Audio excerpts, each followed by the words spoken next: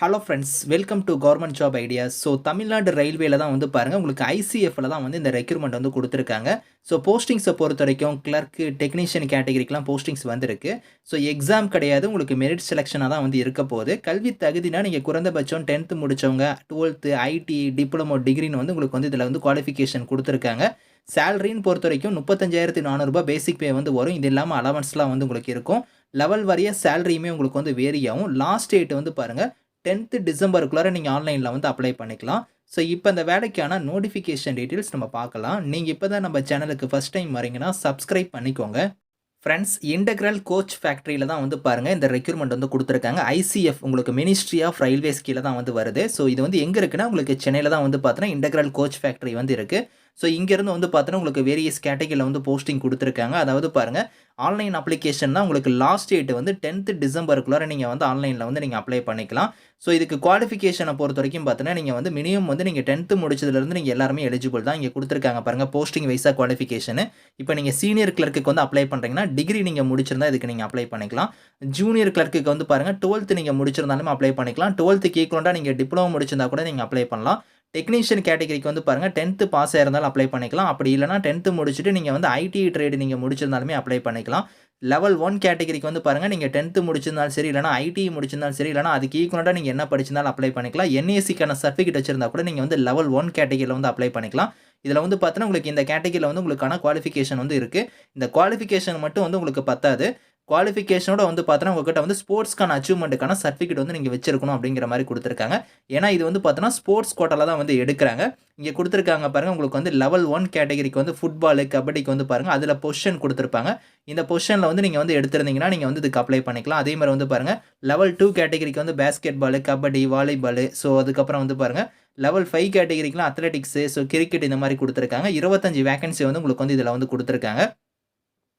So age லிமிட்டை பொறுத்த வரைக்கும் மினிமம் வந்து உங்களுக்கு 18, மேக்ஸிமம் வந்து பாருங்கள் 25 வரைக்கும் அப்ளை பண்ணிக்கலாம். இங்கேயே வந்து பாருங்கள் பான் பிட்வீன் கொடுத்துருப்பாங்க. எந்த இயர்லேருந்து எந்த இயர் வரைக்கும் நீங்கள் பிறந்திருந்தால் எலிஜிபிள் அப்படிங்கிறத கொடுத்துருக்காங்க.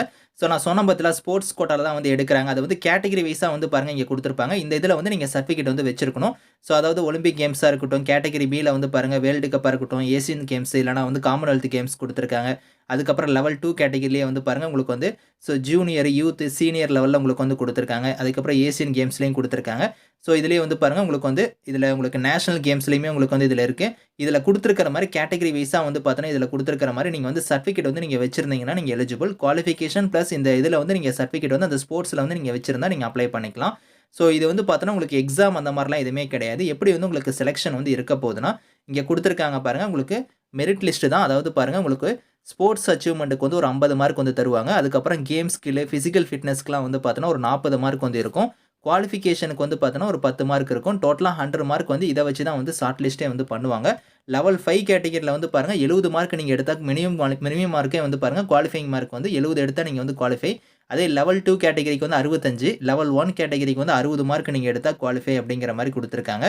ஸோ இதில் உங்களுக்கு அப்ளிகேஷன் ஃபீஸுமே வந்து சொல்லியிருக்காங்க. அது வந்து பாருங்கள் SC, ST, ex serviceman, PWD, அதுக்கப்புறம் வந்து அனைத்து பெண்களுக்குமே வந்து ஃபீஸ் கிடையாது. ஸோ அதாவது ஃபீஸ் வந்து ₹250 வந்து ஃபீஸ் வந்து பே பண்ணணும்.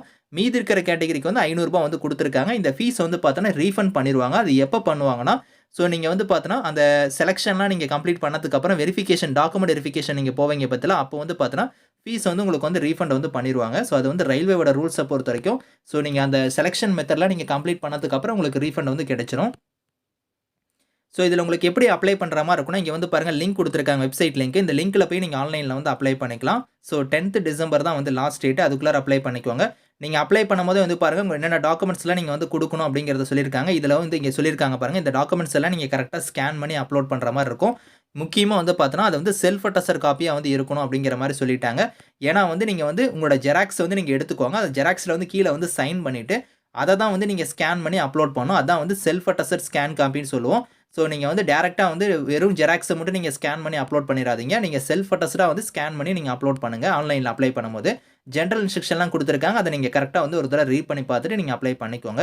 இந்த நோட்டிஃபிகேஷன், அப்ளை லிங்க்ஸ் எல்லாமே வந்து நான் கீழே வந்து டிஸ்கிரிப்ஷனில் வந்து கொடுக்குறேன். ஸோ செக் பண்ணி பாருங்கள். Thank you friends.